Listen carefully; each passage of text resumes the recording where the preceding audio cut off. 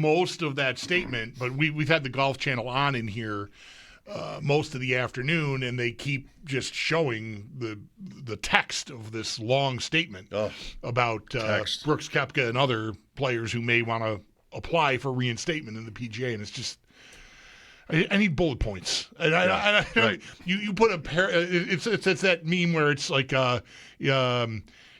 boy, I'm sorry that all that happened to you, or congratulations. Yeah, I ain't reading all that. Yeah. TLDR.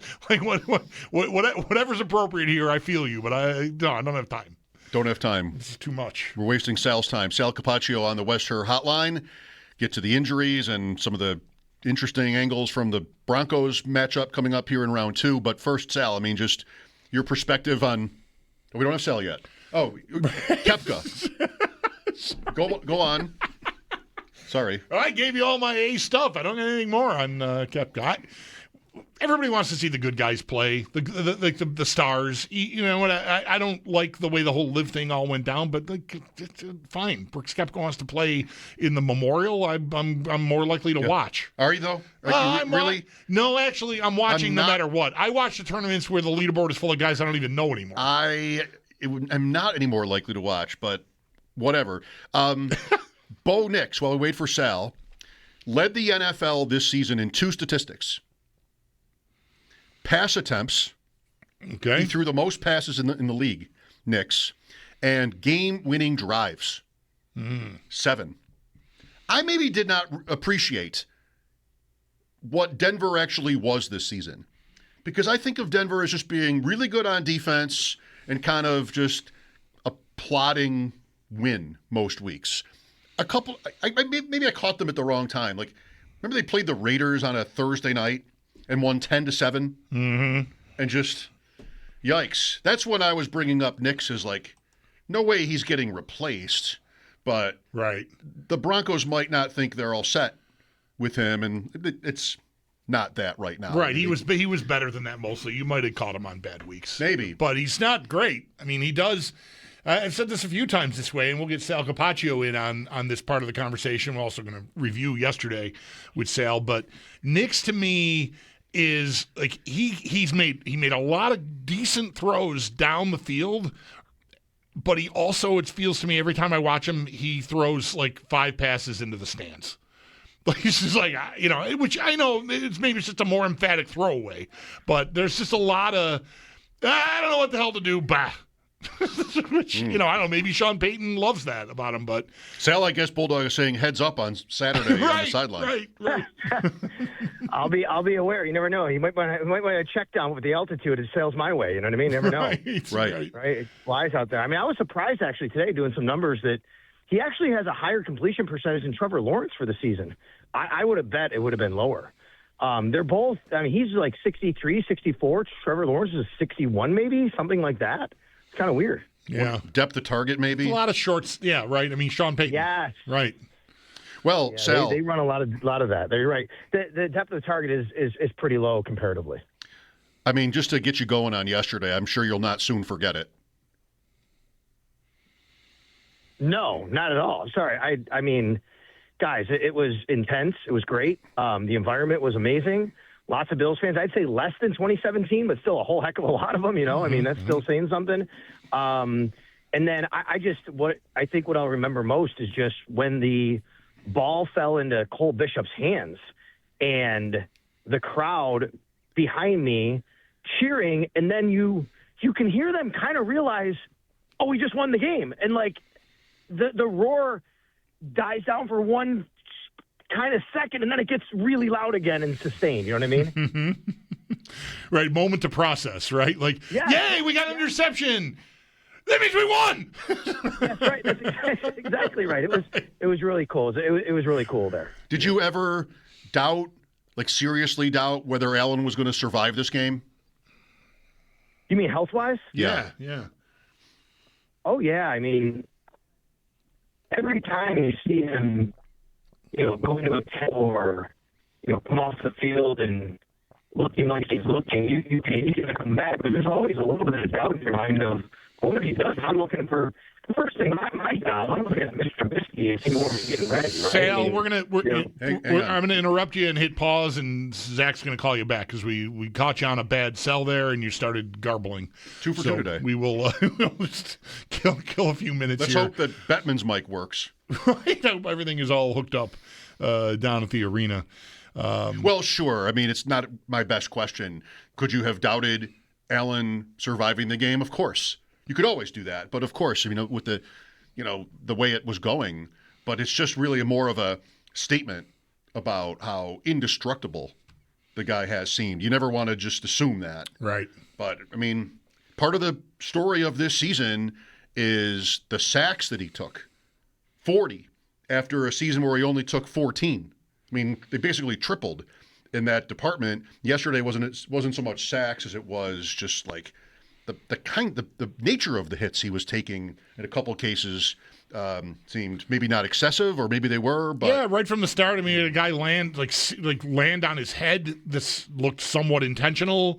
The helmet, it was a bit of an elbow. Yeah. Right. Yeah, there was some stuff, and I guess I learned about this today. I think Eric Wood told us an hour ago that Josh Hines Allen said something about anytime you send a guy like that to the tent or something, and it sounded like maybe they were a little more keyed in on that than the league would like. I guess I'd put it that way. Bountygate and all. So anyway.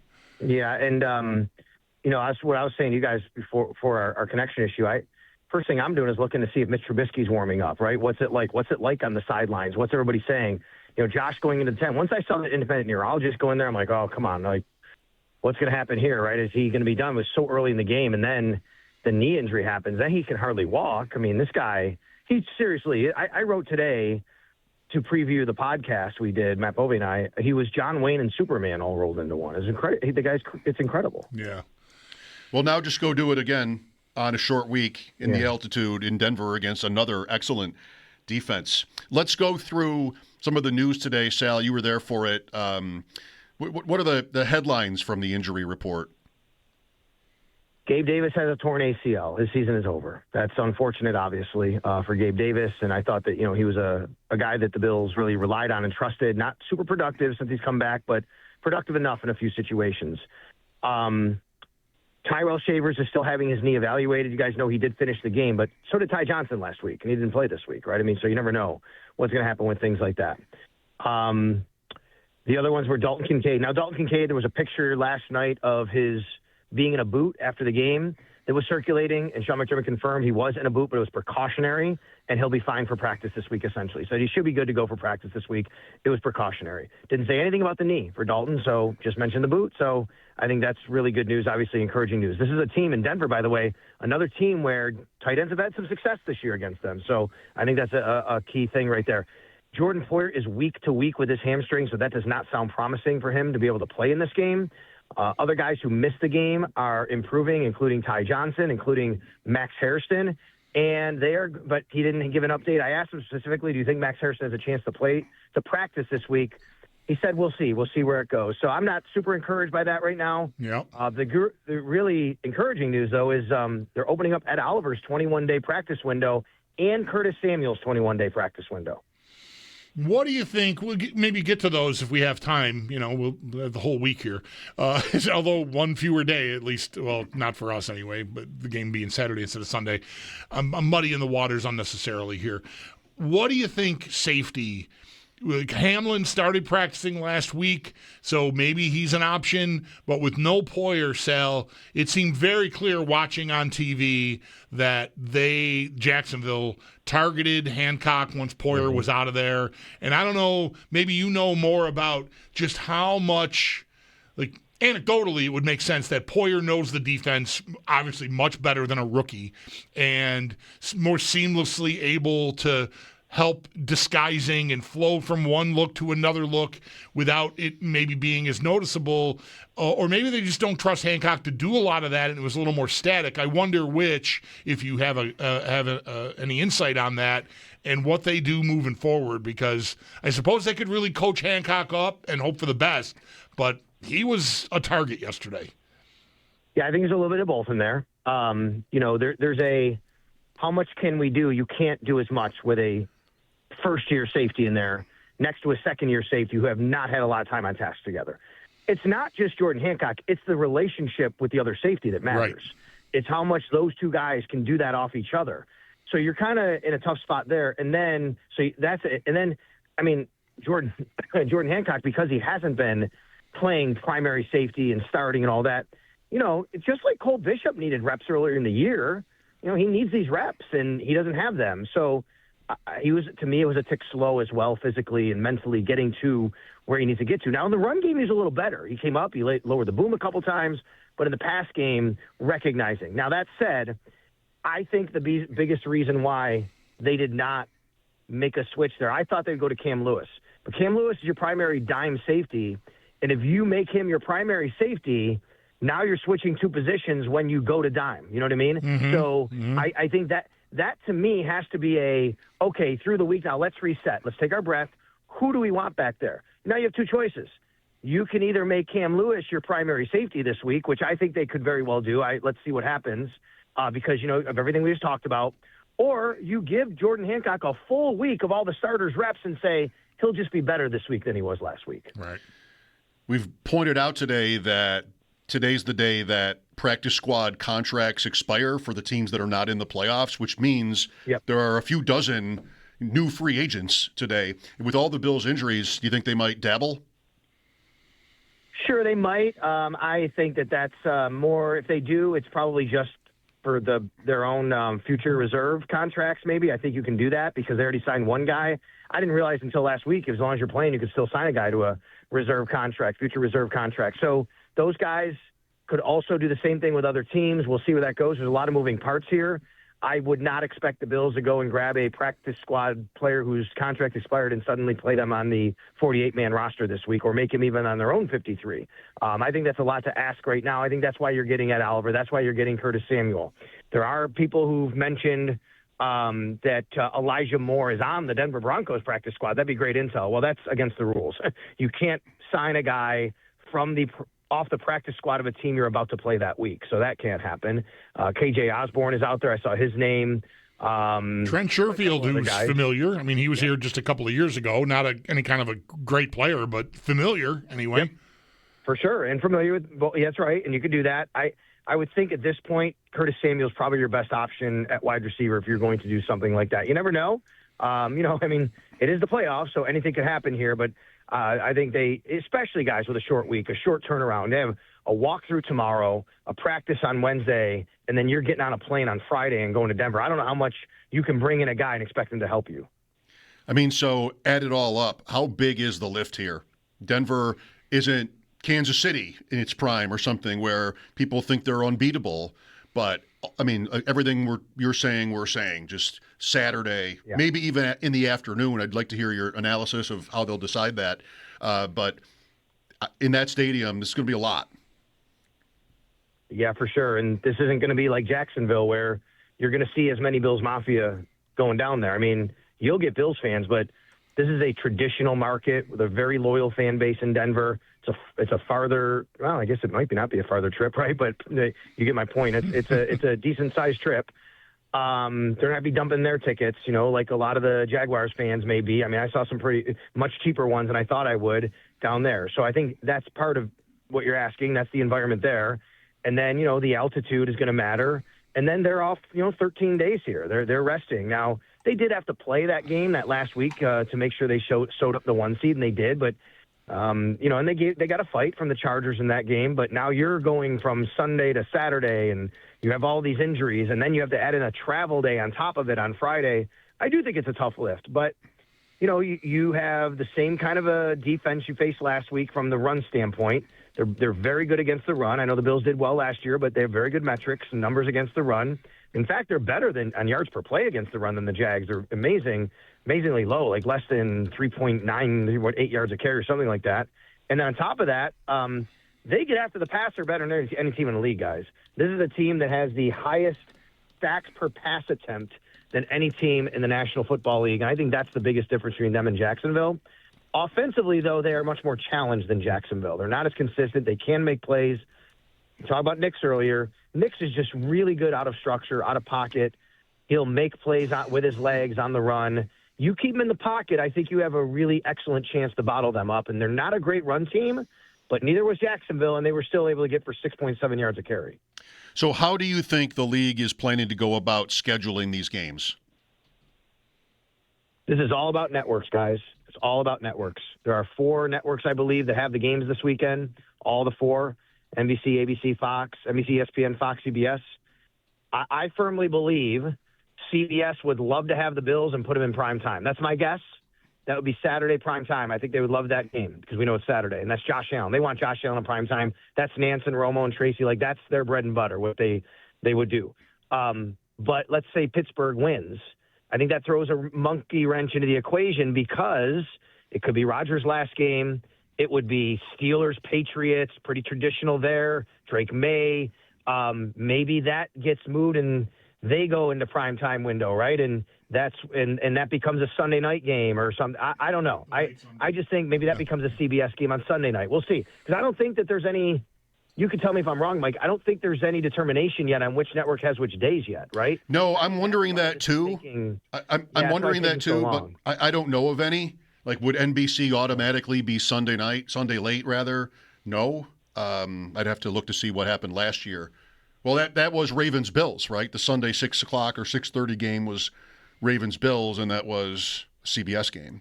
So I don't think there's necessarily any rhyme or reason to it, or at least that I know of.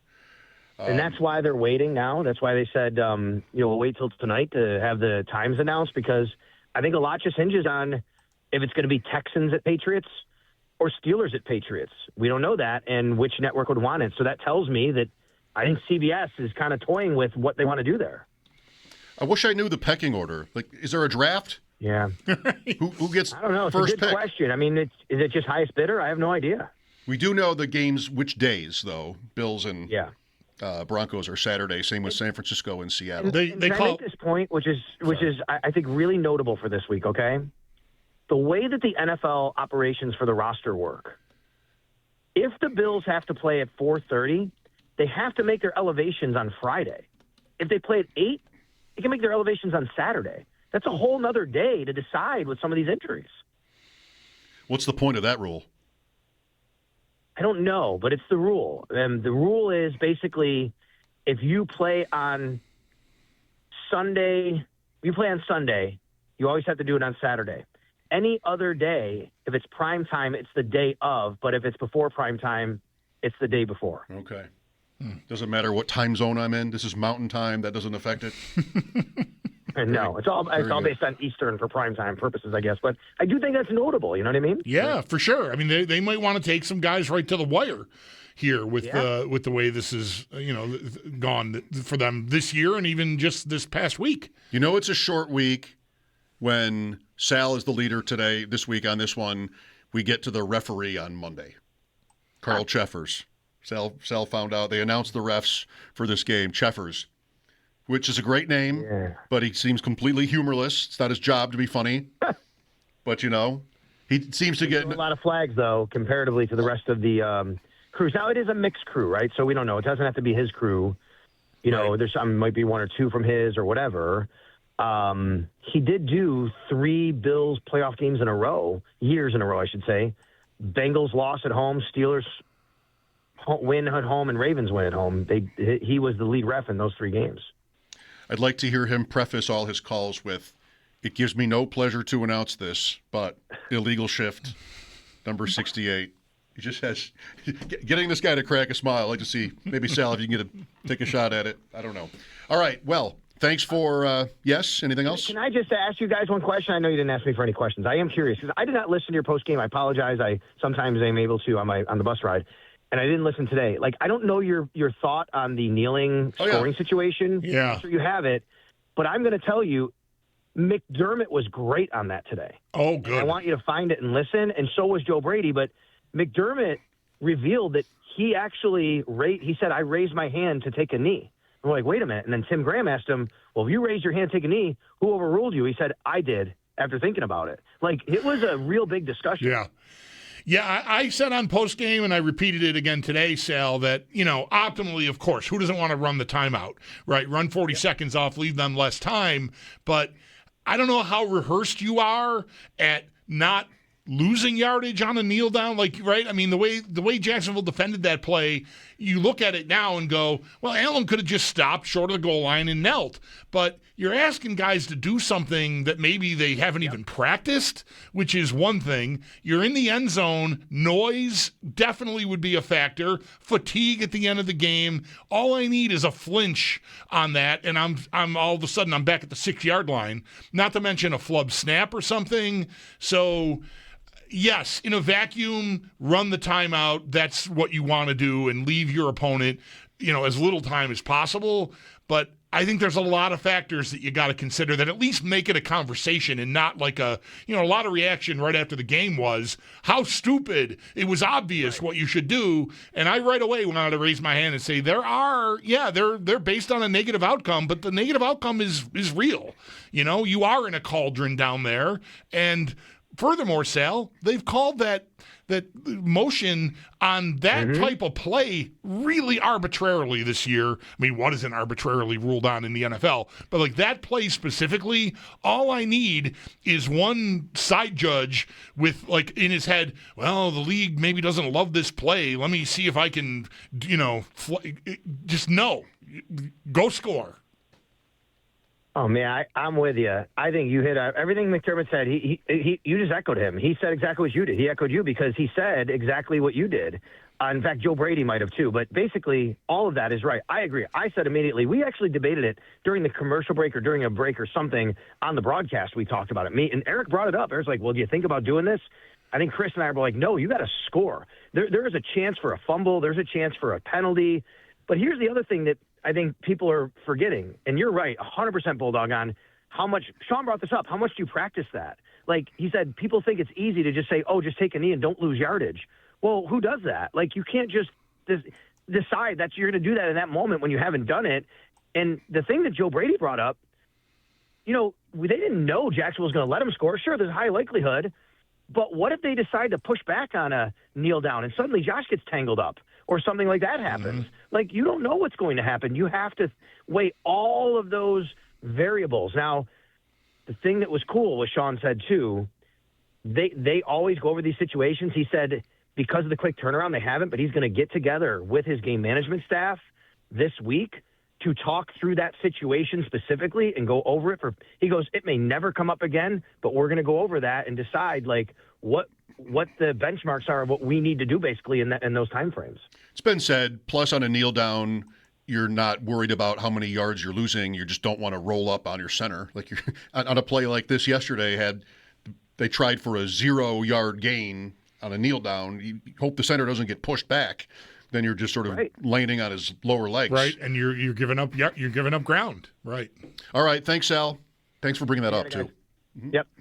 That's Sal Capaccio on the Wester Hotline. His appearances are brought to you by New York's only outlet liquor. When you need to stock up, it's the place to buy a case. What's your outlet? Very good that he brought that up. I'm doing ref jokes. Sabres in Florida tonight, pregame at 6 with the announcement expected to be about another NHL draft coming to Buffalo. The commissioner is in town. Mike Schopp and the Bulldog here for your calls at 803-0550. It is Football Monday.